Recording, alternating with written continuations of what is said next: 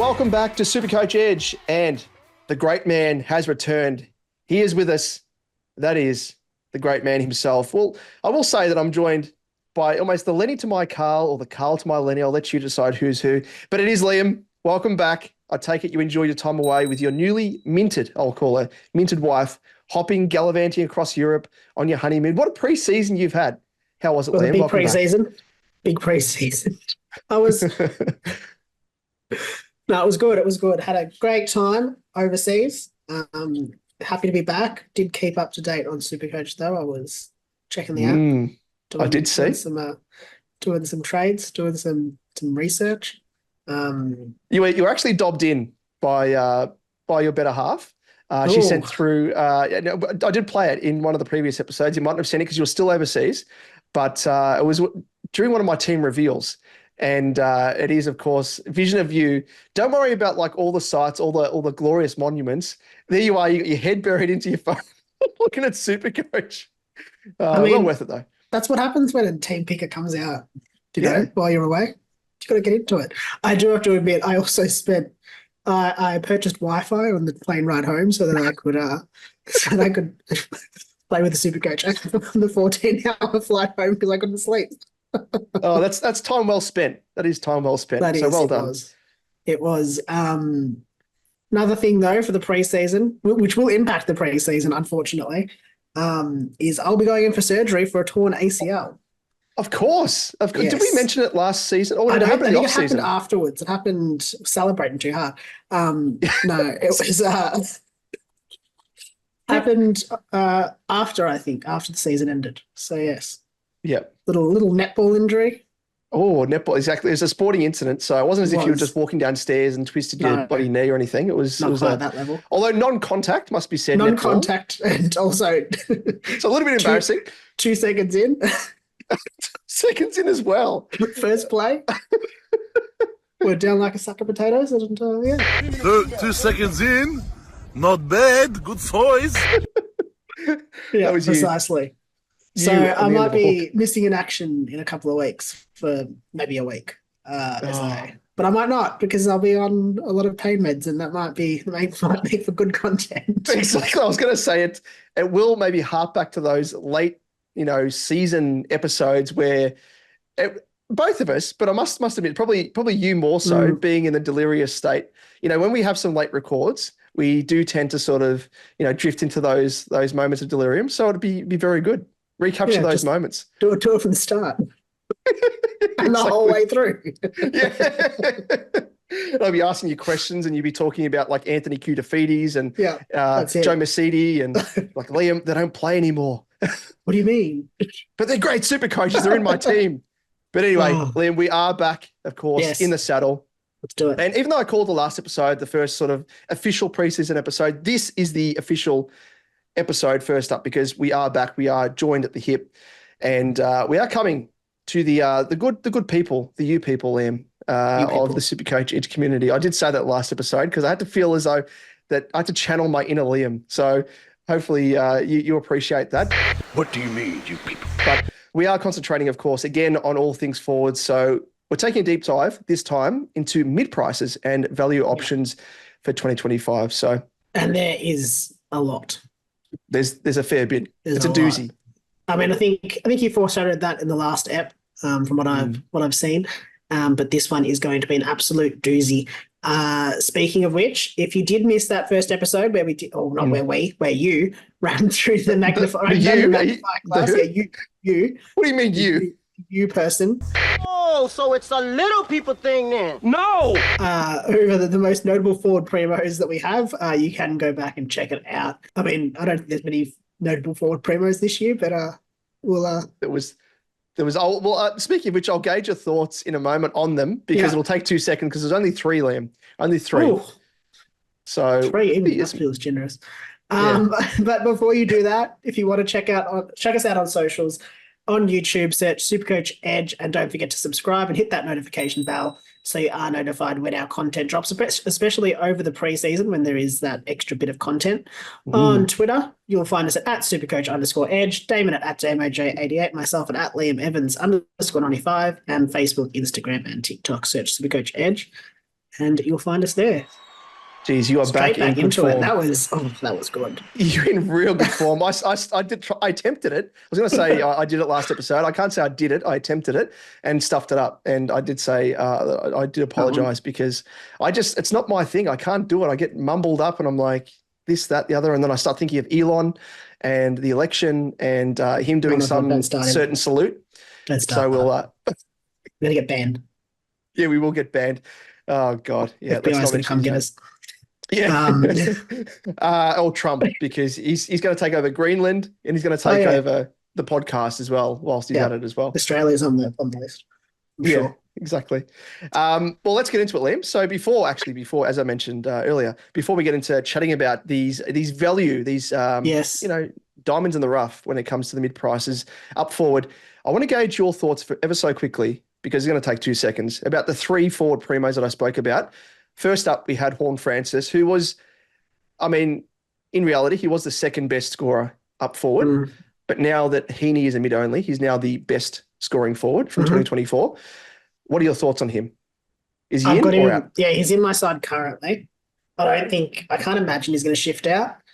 I like him as a pick. I think natural progression should see him also score better. Just sort of, I think there'll be more potentially, hopefully, of a role, but definitely in that forward mix. I think he's probably, I can see him finishing as sort of the top forward for the year. Yep. But yeah, definitely I mentioned that as well. 8. I would be shocked if he wasn't. And the good thing as well, which I outlined in the last episode with regards to Horne-Francis, is he's actually got the technically the best floor, the highest floor of all players that you can select as a forward. He's, I guess, behind Rankin, who had, I think it was, just trying to pull it up here. It was actually out of the top 25 players. So he had the second best high floor behind Rankin. Rankin had 6 scores below 90 from 15 games, but in terms of the weight alongside the number of games played, Horne-Francis had the better. So he had 9 scores below 90 from 24 games, including finals. So it was only 37.5% of his games were below 90. So that is pretty good. That's really good for players, particularly if you're focusing on league wins, because you're not going to get that variation if he's going to have that sort of consistent scoring. Especially in the forward line, where I think it is going to be quite volatile. Potentially. I think some of the mid-prices we talked about today probably, compared to the past couple of years, probably feel a bit more safe. No, I do like him. Best points per minute as well. He had 1 point per minute on average, in front of Jackson, who had 0.93, and Rankin with 0.92. So he's got a few things going for him. He's got a good role. And as you said, natural progression. And I think CBA increase. I think I vaguely remember something about Hinkley saying that he wants him to play more in the midfield, and JHF, I don't know if he was being humble or what, but kind of said he didn't think he had the fitness for it, but I'm sure Hinkley wouldn't be trying to throw him in there if he didn't. Yep, exactly. Yep. So that's a definitive yes. I take it. Yep, definitely. And then Rankin, any thoughts about him? Don't currently have him in my side. I think there's more value. I don't think it's worth going necessarily the top 2 forward primos as such, just because I think there's more value in the forward line this year with the mid-prices, and probably the mid-prices as opposed to the rookies. At this stage, we don't know. Obviously, as preseason games start, we'll get a better gauge of the rookies. But he's probably really a coin flip between him and JHF for me. If you got one of those two, you're going pretty well. I imagine Rankin will be, again, top 6 to 8 forward. So if you're picking one of them, I think you're fine. Yep, totally agree there. That was virtually what I said. And then to round us out, it is Dylan Moore. It's a definite third place out of these two. I don't think I'd be starting him. I have to admit, I haven't even looked at him. No. He's always thereabouts. I just don't feel like he's necessarily a player you need to be starting. Yeah, he had an average of 97.7. So he was technically the third best scorer behind Heaney, Horne-Francis. And he actually scored quite well playing more up forward compared to, because I remember at this time last year we were talking about like increased CBAs might allow him to increase his scoring. But 2024, when he had those games where he had more CBAs, he actually didn't score as well. Yeah. So it was interesting sort of anti-trend there Yes. against what we were predicting. So, he's going to keep that same role, you'd think, up forward. So interesting. Most people, I think, will also go this way. They're going to pick one forward primo. Of those three, he's definitely in third place. So I personally would be going Horn Francis over Rankin, but you could go the other way. I don't think it's that, as much of a muchness there. I think it is price point of 526K. I don't think you're going to get priced out necessarily. Yeah. Like he might go up, but I don't think he's going to, I would have to have a look at his peak price. Yeah, for me, I think you're totally right as well. And it probably links in with this episode that, we're kind of like, you're going to choose one of those three primos just because of so much value that's available up forward. Yeah. Unless, of course, you choose Horn Francis in your midfield as that DPP player and allow you to then go for another player in like a Rankin or a Moore. But again, it means that you're taking up a spot of one of the value players. Yeah, exactly. And I mean, looking at his 2024 season, he started at 508, so he's a bit cheaper a bit more expensive this year by about 18K. But entered the season, 28K more expensive. The year before, he started it in 2023, where he also did pretty well in terms of scoring, average 91. He started at a price point of 521K, finished the season just $1,000 more expensive. So it doesn't seem as though, obviously I'm not looking at his sort of peak prices, but over the season is not exactly, from start to the end, is sort of around that same price point. So I doubt it's fluctuating massively. So I would consider waiting on him, picking him up later on. I don't think it's... he's not going to price you out, as you said. No, like actually looking at last season, his peak price was 546K. There you go. Which is 40K more expensive than his highest price, and his lowest price was 422K. Yeah, which was earlier in the season. And if you're comparing it to this year's starting price, it's only 20K more, or thereabouts. So it's negligible. So you can easily make up that price, and you should be hovering around that price point through the season to nab him. I think that's the difference between a JHF and a Rankin. They could have spike scores that do see them. They could go on I feel like those two are more likely to go on a bit of a tear for a few weeks and end up almost pricing you out, whereas a Moore I don't think will probably ever price you out. Yeah, very good point. More consistent. Well, let's tear in to the first of these value options that will be taking up the majority of these spots in our forward line. And it is, first up, Jack MACRAE, priced at a juicy price point, 392.2K.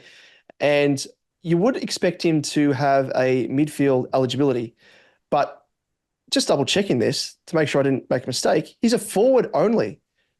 It's so ludicrous. Craziness. 2024 average, 72.8. And we'll get into this in a moment as to why he's a forward only.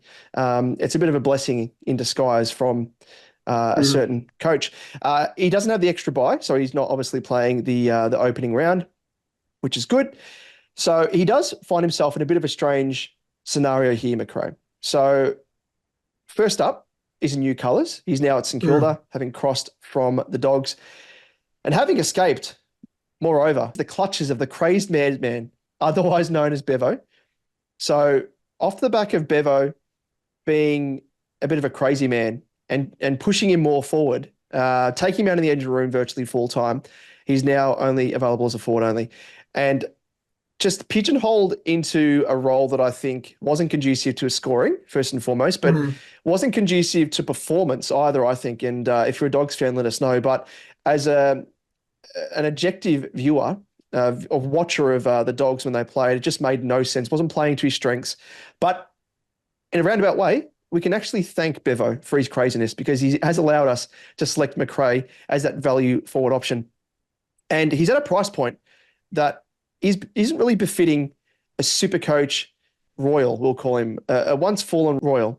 coming off the back of a near career low average of 72.8, as I said, and he only posted a lower average way back in his first season in 2013 with just 61.4. Another career low in 2024 was his CBAs, with Bevo only allowing him 12% on average across the season. And most of those came in the first 6 games of the season before being shunted to the half-forward flank or wing. But there is absolutely no denying that MACRAE does have value. Firstly, he was starting sub for the first 4 games, which obviously lowers his overall average and isn't really a true reflection of his proper price point. But when you discount those scores from his overall average, it lifts his season average to 81.2. So in that sense, he's already 45K thereabouts, undervalued from the get-go. Then, of course, we factor in the obvious scoring quality that he can provide when played in his natural role in the midfield as an extractor, something he has done to great effect over the years with averages of 121, 128.6, 115.2 when his CBAs were respectively 74%, 77%, and 64% back in 2020, 21, and 22.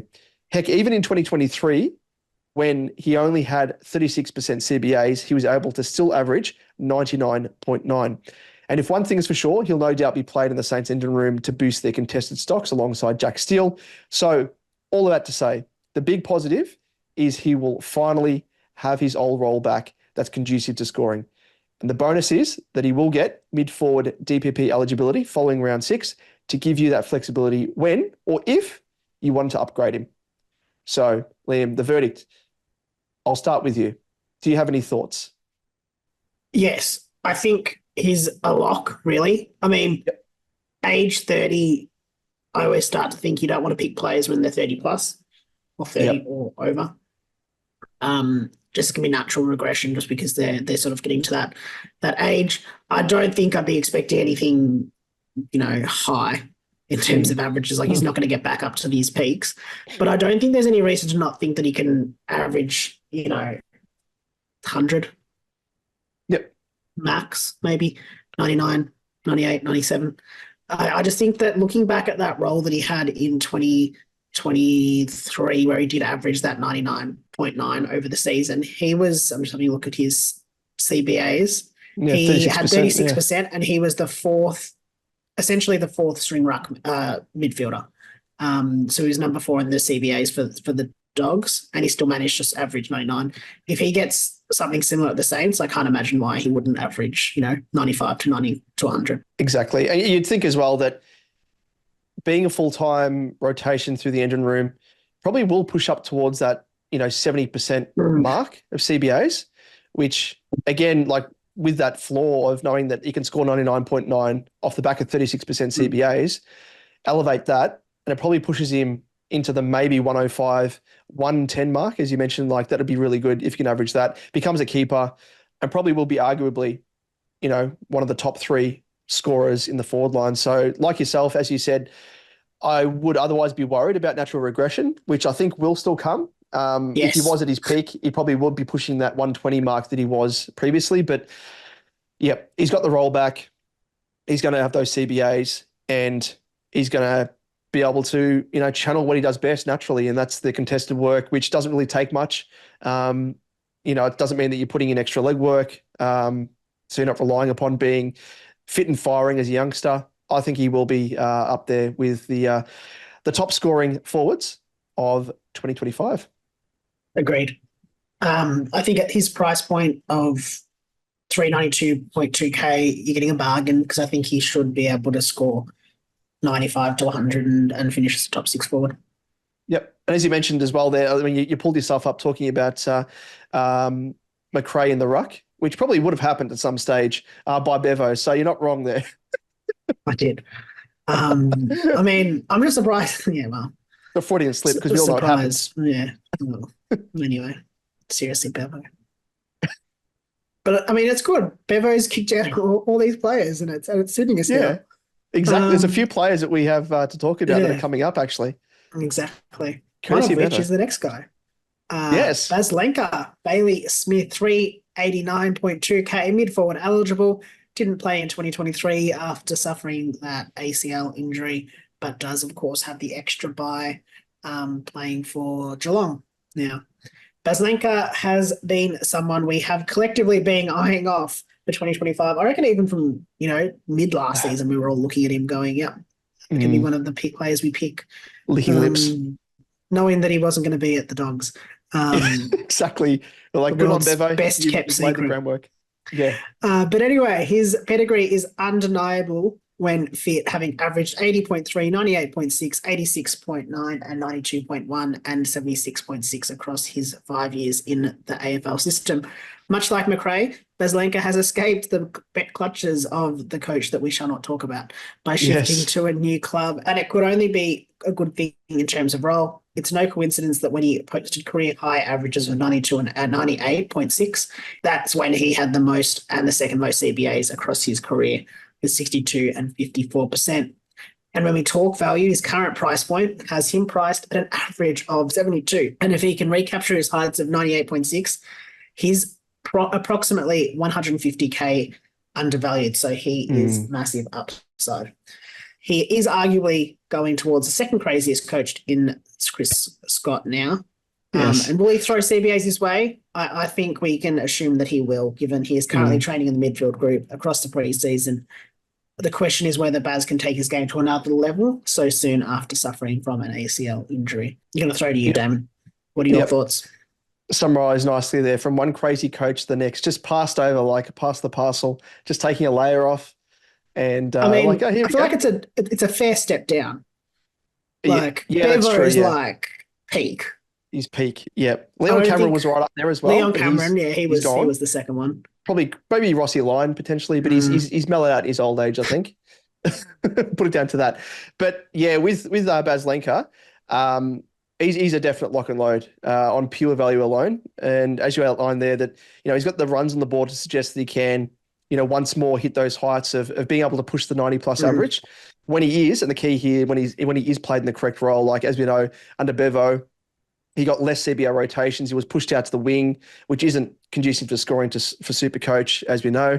But I think just at that price point, at the very least, like if he doesn't turn out to be a keeper, if he doesn't turn out to be a top scoring, top 6 forward, at least we know that he's going to be, at minimum, a handy playing cash cow before, if we want to use him as a stepping stone to a genuine primo. So I think he's got the runs on the board there, which is, again, ties in with that role. And it's a lock and load. I don't know if there's anything different from you, Liam. No, I agree. And I think just looking at the midfield mix at Geelong in 2024, their top 3, I'm going to go top 4 midfielders because they were kind of 66 to 54% CBAs averaging, was Dangerfield, Hannah Brun, Brandon Parfitt, and Tom Atkins. I just think he offers something different to those 3. Yeah. In terms of what they probably need. Like you expect Dangerfield, I'd say, to probably start slowing down, probably playing maybe a bit more forward.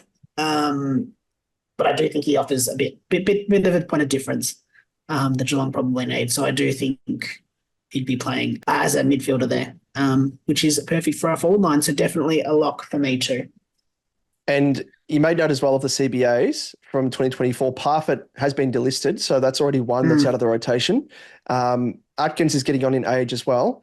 So I think they want to rejuvenate. And of course, as we heard in recent weeks, that they're targeting everyone, but they've had a bit of a word to Matty Rowell. So they're looking to boost the engine room and get some leg speed and a bit of hard nutness, I'll call them, a bit of a hard nut extra one in there. So yeah, who knows? And he comes with a bit of a nice deal as well, via courtesy of Cotton On. He's the ambassador, Baslenka. So good tip of the cap there. Bit of a wink, wink, nudge, nudge. Don't know how they get these deals done, Liam. No, it's very interesting. Nothing to do with that, What about the Chris Scott one? Isn't he a management consultant or something now? Head of finance? With one of their major sponsors, that works well. I wonder how he does that, being a full-time coach. Which, speaking of which as well, it was under investigation in October, November, and we've heard nothing since. So I think the AFL is expecting a lot of us to forget about it and sweep it under the carpet. So but we haven't forgotten, Liam. We have not forgotten. We'll keep bringing it up until something is done. You can't keep getting away with it. We jest. Or do we? But anyway, let's move on to Luke Parker as that next option. And another player, again, that finds himself in new colours, priced at 343.6K as a forward mid. 2024 average 70.9 and doesn't have that extra buy because he's not playing in the opening round, thankfully. So we have seen Parker. He's been very good quality across the journey, but he's never been at this low price point since, much like MACRAE, we have to date all the way back to his second season in the system back in 2012 when he was 282.4K. And the reason is this, it's because he's been one of the more reliable SuperCoach scorers across the journey, reaching dizzying heights and never coming down. And it's part of the reason why I think he is a very attractive option at this low price point. And it's highlighted by the fact across the journey, he's averaged 100 plus in virtually every season from 2014 all the way through to 2024, where injury and opportunity did restrict him to just 10 games for the Swans. And of the 7 home and away games that he did play, 3 of those were as the sub. So if we subtract those sub-affected scores, it increases his average from 70.9 up to 87.3. So on that basis alone, he is severely underpriced to the tune of about 120K, if you don't mind. So if you can reach those heights, of course, but good value. And given that he averaged 96.9, 103.9 and 108.7 in his 3 most recent seasons whilst averaging CBAs to the tune of 70 plus, is it unrealistic to expect that he'll be able to recapture his old end and room role and with it, some high scoring at his new club in North Melbourne? So we had thought maybe initially going into the pre-season that, you know, he might have been swung between maybe the end and room and the half forward flank, like that role that he had at the Swans in 2024, given, of course, you know, the depth in the Roos end and room. But in recent weeks, we've seen Wardlaw. He's been ruled out with a high-grade hamstring strain, yet again, the poor fella, set to miss around about 6 to 8 weeks from here on into the season. So off the back of that, you probably think that there's more reliance upon Parker to play through the middle now, provide a bit more experience and fill a role that they need filled. Still, you know, there's the depth there. There's a bit of competition potentially, but I do think off the back of that opportunity will come that increased elevated scoring, and that's especially that high scoring ceiling that he does display. So Liam, the verdict, I'll pass over to you. Do you have any thoughts? Is he in your team at the moment? Is he in calculations, or is he just wiped off the board at the moment? He's not wiped off the board. He's not in my team. I mean, I've still got Philippou in my team. I realized just before we started recording. So anything's possible off the back of that. Anything's possible. I mean, why not? Yeah.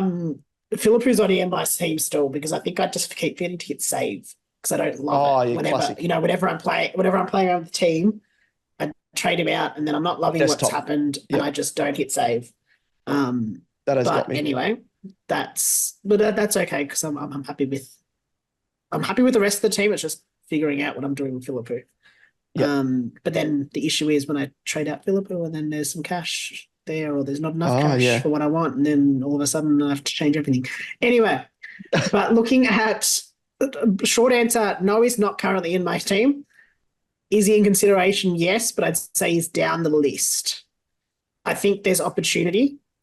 I'd want to see the preseason matchups for North just to see what their mid-mix looks like, obviously being mindful of that. I mean, looking at the 2024 mid-mix, you've got Davey Zuniac, 82% average. This is CPAs, obviously. George Wardlaw, 66. Will Phillips, 58. Jai Simpkin, 53. And Tom Powell at 50%. Sheasel's at 31% because he obviously spent a substantial part of the start of that season in the back line. Yep. So you'd expect Sheasel to be going up. I just want to see what happens with, a Tom Powell or a Will Phillips. Do they play? Do they get more over a Parker? I mean, I don't know. I don't know what Clark is thinking. Yeah. But yeah, that's probably just what I'd want to see. I think Parker's certainly underpriced, just purely based off the sub. But you'd really want to see what the role looks like before we pick him, especially that awkward 343K price point.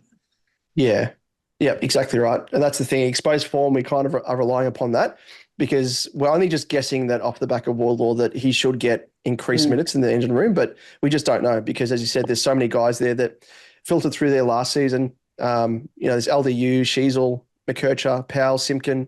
There's so many guys that they could even, I mean, who's the other guy? Will Phillips. So Will Phillips, they've got a whole heap. There's a heap of players that could be playing there, which is probably the concern that I have. I know there's probably a lot of concern as well about his bye. I think it's round 12. Yeah, it's a good which point. is obviously a bad bye. I probably am not as big. I'm not as concerned. I feel like you're probably going to trade him out by then, or be able to flip him in that bye. It's not like you're picking him. I don't think he'll be a keeper personally. But I mean, I don't know. Maybe he will be. But yeah, I think you're really banking on sort of a spike early on based off the fact that he is underpriced, and potentially a good role, and then moving him on. So I wouldn't use that round 12 buy as a massive thing in my thinking about not picking him. Exactly. And that's a really good point as well, because it's not something he's currently in my team, but that's a thing that I haven't really had a close real look at the buys. Like early buys, it's fine. Yeah. But for those later buys, as you say, like, you know, and as we touched on, if he can increase the average to 87.3, he's immediately going up 120K. So he's a nice cash cow. And if he's scoring well enough, which he needs to in order to make that coin, you have him on field. He's busting out some nice scores. You move him on for a genuine primo, and away you go. And he's a mid forward as well, so you can switch him into the midfield and get a genuine mid primo. Yeah, and I think like when we're talking about worrying about buys, I'm probably more worried about.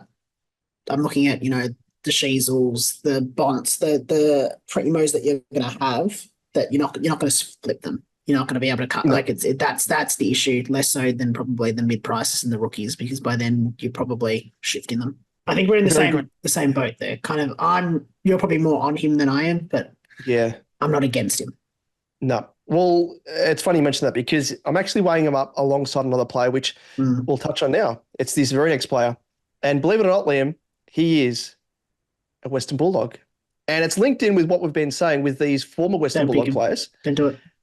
Could he find himself at Tasmania potentially when they come into the competition off the back of the way that he's been treated, which we're banking on it changing, because if things don't change, Bevo, he's out the door, mate. It is Riley Sanders, 339.1K, forward mid, 2024 average 62.9. Doesn't have the extra buy, which is a bonus. But again, it's, pure coincidence. A lot of these guys are dogs or former dogs that we're speaking about. But the common theme among all of them is that they've been bevoed at one point in time. And with Sanders in his first year, 2024, it didn't take long for him to be bevoed. Being subbed in his first game after starting like a house on fire, scored 43 and a half a footy. I remember it, I don't know about you, but I have flashbacks. I'll wake up in the middle of the night in a bit of a cold sweat thinking about this, dreaming nightmares. And it just left all of us perplexed. Why would you take off a guy who's killing it, who was doing quite well, contested footy in your engine room is what you needed, taking him off? And then after that, because remember we made a bit of a gag about it, he was on the bench, he was shaking his head, it was sulking, but rightfully so. There wasn't really any reason as to why he was taken off and subbed. And then he was relegated virtually to the VFL for stints. Didn't make sense, did it? No. No. Not at all. In Bevo's head, though, it made sense. But this continued throughout 2024. A lot of things make sense in Bevo's head, I think. Exactly. So he was either the starting sub or subbed off on 5 occasions. So if we discount those sub-affected games, again, running trend here along with a lot of these players, it lifts his average from 62.9 to a slightly healthier 73.1. But the other issue was that he was restricted and limited to CBAs with just 28% on average. But now, it's what we refer to at the top, is heading into 2025, he presents massive value. And that will come largely, you would think, off the back of increased opportunity. Bevo, are you hearing us? Are you tuning in? We're talking to you directly. So first up, the departure of MACRAE, but his CBA's dropped to 12%. So only partly opens up a little bit of increased opportunity, 12%. It's something in the engine room. But the most notable opportunity comes after the recent calf injury that has floored Treloar for 2 months, and is an injury that he's battled with in the past. So the timeline for that injury may be extended beyond there. They'll be conservative, you'd think. And Treloar himself, he had 80% CBAs in 2024. So that is a fair slice of the pie that the Dogs will need to divvy out in order to cover him in the engine room. And Sanders will no doubt be a big beneficiary. So the big question is whether he can dodge Bevo's fascination with using him as a sub, and above all else, can we trust Bevo, Liam? I'll throw to you with that. Something to think about, to dwell on, to marinate in. I don't know if I want to marinate in Bevo's thoughts. Yeah, I just think the logical, I mean, I don't know, logic and Bevo don't go in the same sentence, but the next logical step is that Sanders gets more CBAs. Like, you've got Treloar out, who was averaging 80% CBAs, the number one for the Dogs. You've then got Bont, Libba, Ed Richards at 44%, but his 44% is also lowered by the fact that his first four games he played last season, he didn't get a single CBA, so it's dragged down by that, because he did have a few injury-affected games and whatnot. But Sanders, in every game he played, bar one, had CBAs. So you'd expect that he would, and he was the next person on the list, so he's the fifth midfielder. So with Treloar out, you'd expect Sanders gets a few early games, and hopefully in a good role. I would want to see the preseason matches, but I'm probably leaning more towards Sanders than, say, a Luke Parker. Yeah, no, I agree. I'm a massive fan of Sanders. In fact, so big a fan that I brought him in. I traded him into my keeper side, courtesy of JP, who has now is the new coach in our keeper league. And of course, JP that we're referring to is the winner back in 2012, I think it was, the overall winner of SuperCoach himself. So I was able to swindle that trade through and get the number one pick as well. And he's a Carlton man, as big a Carlton fan as me. And he wanted to keep pick one for Jagger, of course, Jagger Smith. And I was able to swindle that as part of the deal as well. So Sanders, I really rate, and as you said, like, he should get the extra opportunity there. But I'm just weighing it up. Like, Sanders, I don't know if he's going to be a keeper as such. So I'd probably look to use him as similar sort of mold to Parker as being that playing cash cow. It's just a matter of who scores better or consistently. Could you go for both? Is it a risk? Two guys at that price point, 300K, thereabouts? I think, yes. Yes, it is a risk. But there's players below them that if they pop off, that you could, it's an easy downgrade to. Like, it potentially is worth the risk, and then use that cash across your side for, your next upgrade. But you want to obviously avoid doing too much of that because it is risky. Especially if both don't pop off, then there's two trades early on. That's very true. One thing that I was considering was potentially selecting both and putting one in the flex. Potentially, they're both forward bids, aren't they, Parker and Sanders? So as I found out playing BBL SuperCoach, in terms of the flex, having a player that's dual position just opens up so many options for you in terms of obviously coverage, first and foremost, if you need to swing people between the flex position, if you're playing players off the bench, but also it just allows you flexibility with regards to trading as well. So you can trade across multiple lines and, swing, all that sort of stuff. So that's the other option. But something I'll think about longer term. Don't mind Sanders. Certainly agree with that. Now on to his ex-teammate, another ex-Dog. Caleb Daniel, 269.1K, forward mid eligible, and does not have an extra buy playing for the Roos nowadays. Well, not yet, but soon. Daniel completes the trifecta of former Dogs who just got fed up of Bevo's shit, let's be real. And who could blame him? Who could blame him? Not you, not I. Yep. No one. Not anyone. Not to you people in the SuperCoaches community. Not even Bevo. Not even Bevo himself. He's sick of his own shit. He's like, why do I persist? I mean, why does he persist? That's a good question. But much like MACRAE, Daniel was being played out of position constantly, most notably being forced to play as a high half forward despite his obvious quality when played as a dashing halfback flanker. Seems as though Bevo had his whiteboard upside down. Really is no other way to describe it or explain it, really. But over the years, Daniel has proved quite reliable, averaging 99.1, 101.5, 93.9, 89.9, and 92.8 before Bevo flipped his lid at a role change. Saw his average drop to 49.9 in 2024. Now, it must be said that low average was helped by the fact he was played as the sub in 8 of his 15 total home and away games. He loves the sub. He loves it. Loves the sub. Now, finding himself at North, it would appear they have granted him his wish to be played once more as that dashing half-back flanker, where he has been spotted in match sims, a role where he does the most damage and produces the most Supercoach points. And again, with regards to his value, given his 2024 average is virtually half of the averages he's hit in the past when at the top of his game and played correctly in position, it means his price point is half of what it should be. So the value is absolutely off the charts and the upside is massive. Should we worry about the defensive squeeze at North? In short, I don't think so.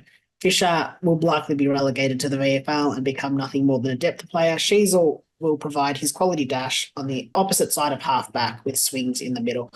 So I think definitely is a good pick here. What are your thoughts, Damon? Yep. I mean, there's value, upside, the bloke, he's got it all. He's got a historical scoring as well. And just seeing him, again, another guy, new team, reclaiming his old role where he does the most damage. And, I mean, we saw Fisher. We're talking about Zach Fisher, the bloke who played for my club and who used to butcher the footy time and again. He was able to punch out ridiculous 100-plus scores. Daniel's going to that role. Translates to me, sign me up. Load both barrels, Liam, and fire. What about you? Yeah, Is he in? I agree. He's 100% in. 100%. I don't know why you wouldn't pick him at this stage. Just having a quick look at the North Melbourne kick-ins. So yes. Zach Fisher took the second most. Colby McKercher ended up taking the most with 91. There'd be question marks about where he plays this season as well. Zach Fisher, I think we can imagine, would be relegated. Sheasel took the next most with 36, so quite a substantial jump down there. I think Sheasel probably plays more through the midfield, which means that he's probably getting those kick-ins. So I think Daniel potentially gets a good number of kick-ins, especially if he basically just replaces Zach Fisher, which means he's getting, he's averaging sort of anywhere between 2 to 3 a game. Yeah, exactly right. And I'm just having a look back historically for Caleb Daniel at the Dogs, and he was having to share the kickouts between Dale. This is dating back to 2021, 2022, when it was primarily those two guys. So you'd think he's going to be in the top 2 at North you'd be shocked with if those not, positional changes, as you said, with Shearer going to the engine room, McKercher potentially pushing up to the wing. I think he's been training on the wing as well, McKercher. So there's a few openings there on top of the obvious, and Fisher's going to be relegated to the VFL, you'd think, as more of a depth player. So he could be the top kick-in taker for North Melbourne, which is just pure juice. So he's probably, I reckon he should be the most, I don't know if he is at the moment, but the most selected player in the forward line, Caleb Daniel, just for pure value, decent role, shown it in the past. He's going to be an absolute king. Are you having a look at that, are you, Liam? Or you? Yeah, I'm just having a quick look now. Oh, okay. JHF is highest. Oh, yes. Yep. That's fair. That's fair. Oh, hang on. Maybe it's not that. It might be. Oh, no, Daniel is. He's 69%. Daniel, yeah, sorry. I'm looking at the wrong thing. Bailey Smith, 68. MACRAE, 62. Yeah. There we go. So. Does make sense. The people are doing the right thing. So don't even need to listen to us. They're already on it, Liam. But if you're not, get on it. That's a definite. It's a definite. Well, let's round things out with the last couple here. So let's finish it off. Second last is Tom Lynch. He's priced at 183.2K as a forward, and his 2024 average was just 42.5 from 4 games. Doesn't have the extra bye. And even this time last year, going into 2024, Lynch was spoken about as a decent option priced at that stage. He was 287.3K. And in 2025, he finds himself more than 100K cheaper after injury once more restricted him to just those 4 games for an average of 42.5. In 2022, when he played 18 games, so relatively fit, for an average of 94.3, so pretty good. In 2021, he averaged 70.1 from 18 in 2021. And in 2020, he averaged 68.3 from 16. So using this as a basis, we should expect a realistic average of 70 odd if fit. And that's the I guess the big if. Considering that, I guess, looking at the number of games that he's played across the past 2 seasons, collectively, there've been 8 games. So he's a little bit of a risk there, injury risk and durability issues cropping up. And given that he is currently priced around an average of 34, because SuperCoach have applied that injury discount, it means that he could make solid bank to the tune of around about 150 to 200K if he can stay fit and reach those heights, as I said, of around about 65 to 70 odd. So it could be a very nice cash cow. And at the price point of 183.2, the massive upside outweighs the obvious injury risk, I think. And he has actually been starring in the match sims for the Tigers across the preseason to date, kicking bags of goals, and has been faultless until their most recent match sim in recent days. I think it was late last week, when he sustained a concussion. But positive here is it wasn't a soft tissue injury, wasn't a hamstring, wasn't a calf. None of that issues, all those issues that he's been dealing with in recent seasons. So still on track to play round 1, and cross our fingers, knock on wood, that he does have the fitness to start, because I think he should be, again, one of the more selected cash cows. Liam, what are your thoughts? I don't love key forwards. We don't here at SuperCoach Edge. No. I think this is an exception. I don't have him currently in my side. I'd want to see, I don't know, I just don't have him in my side and jinx him, to be perfectly honest. I think it's giving me the vibes of Danaher of past seasons when he was sort of that low price point. Taylor Walker, I think, as well, when people were writing him as a bit of a cash cow. It's only going to take a few games of him sort of... Even Cadman as well. I mean, he's much younger, obviously, but Cadman we used as a cash cow last season. Yeah, that style of cash cow as a key forward, just kind of banking on the fact that they're going to get 1 or 2 good games. Now, the only issue, so the issues that I see with this is obviously Richmond are not, I don't personally think are going to be particularly great this season. No, they won't.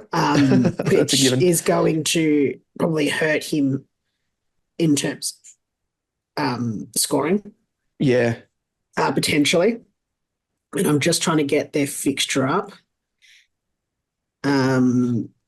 But Richmond, off memory, have a tough start to the season, which could mean that they, do potentially, he struggles to score. So they face your mob in Carlton, Port Adelaide, St Kilda, Brisbane, Fremantle, Gold Coast, Melbourne, Hawthorn in the first, 5 or 6 rounds, whatever that is. Yeah, well.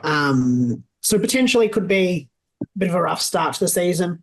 But I think let's just see how he goes through preseason matches. If he's selected, I think there's merit to picking him. Yeah, I totally agree. I mean, he played the first 3 games of the season, scored a 63 in the first against Carlton, only scored an 11 against Port Adelaide. I think they must have got absolutely hammered then.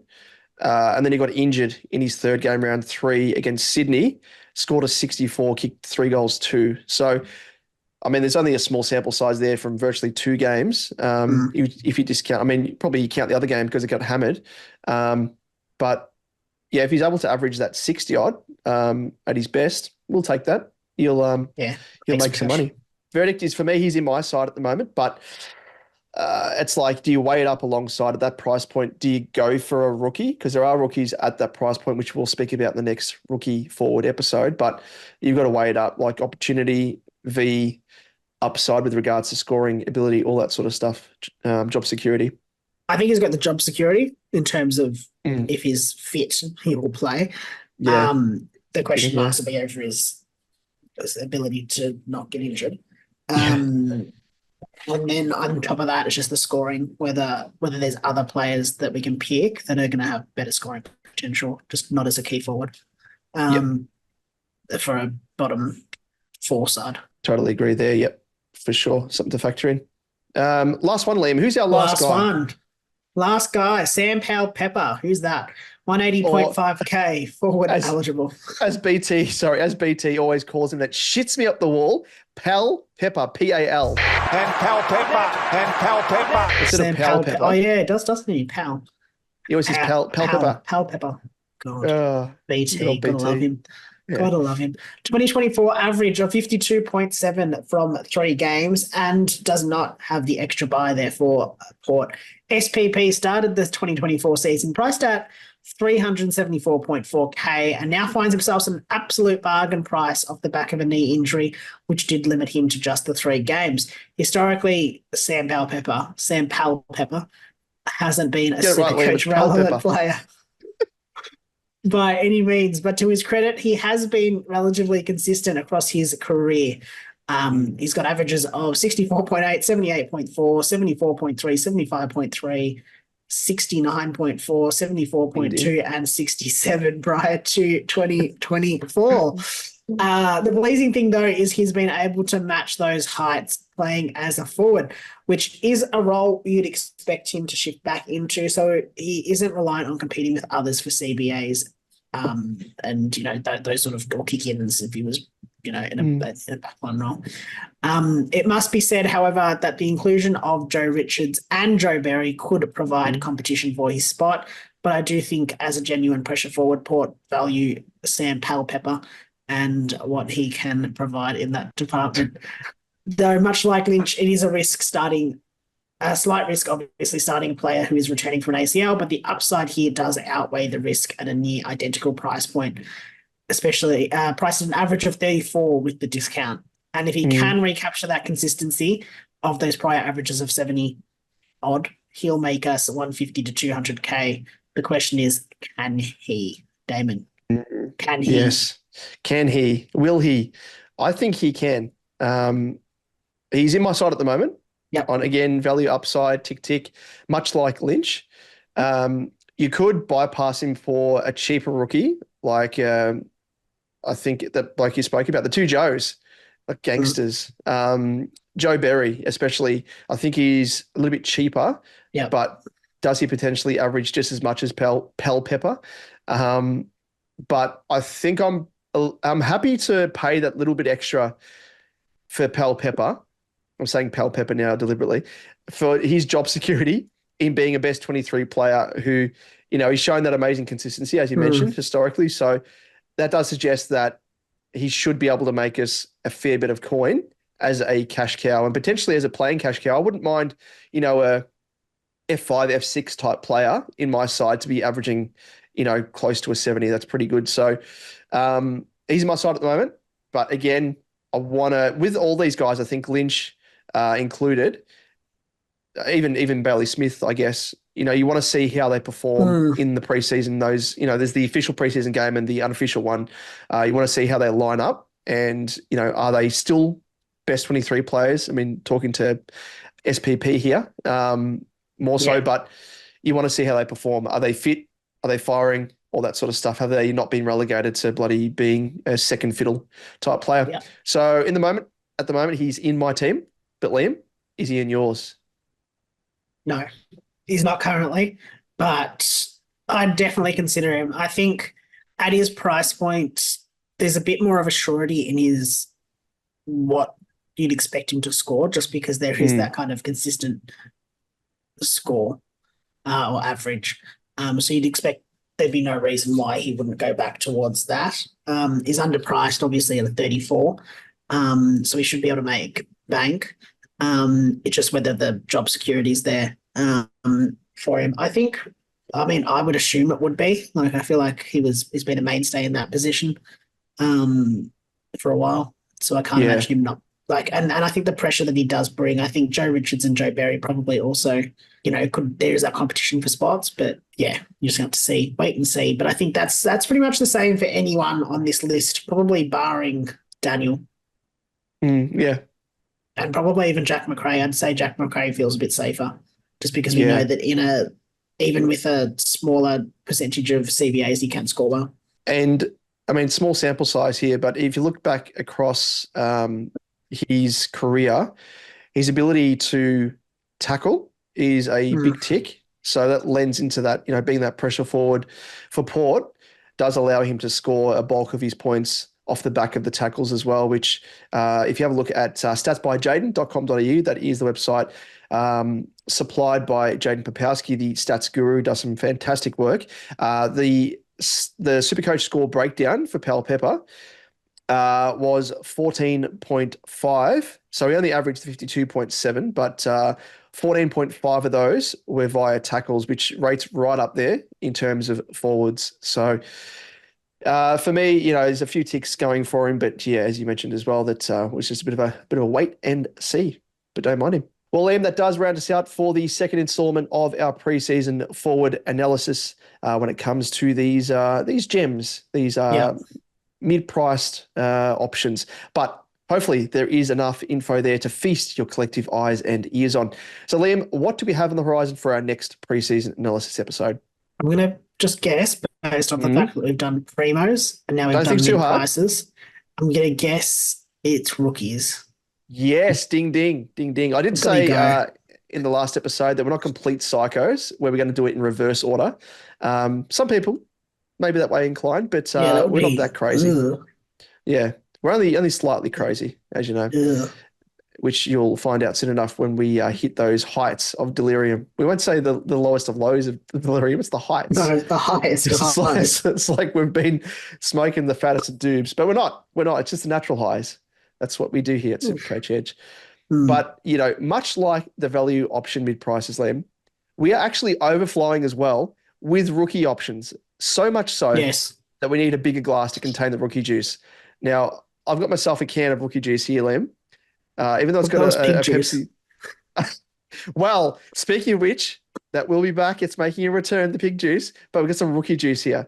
And I should bring in a big tumbler that I've got filled with the rookie juice. I'll do that maybe for the next episode. We'll wait and see. But we are brimming with a whole host of options. So, yes, of course, if there are any forward eligible players here that we haven't really spoken about of the mid-price variety, let us know. Comment down below if you are watching us on YouTube, or hit us up on socials. Slide into our DMs, Liam, which lends me to say, Liam, to pass the baton to you. Where can they find us if they want to do so? Yes, on YouTube, search SuperCoach Edge. And again, don't forget to subscribe by hitting that notification bell, and you could be notified of when your content does drop each week or each couple of days. On Twitter, you'll find us at @SuperCoach_Edge, Damon at DamoJ88, myself at LiamEvans_95, and search SuperCoach Edge on Facebook, Instagram, and TikTok, and that's where you'll find us. Very good. Well, that's the feather in the SuperCoach cap with another episode in the can. We'll catch you all to do it again in the next installment. Thanks for tuning in, and we'll catch you then. See you guys.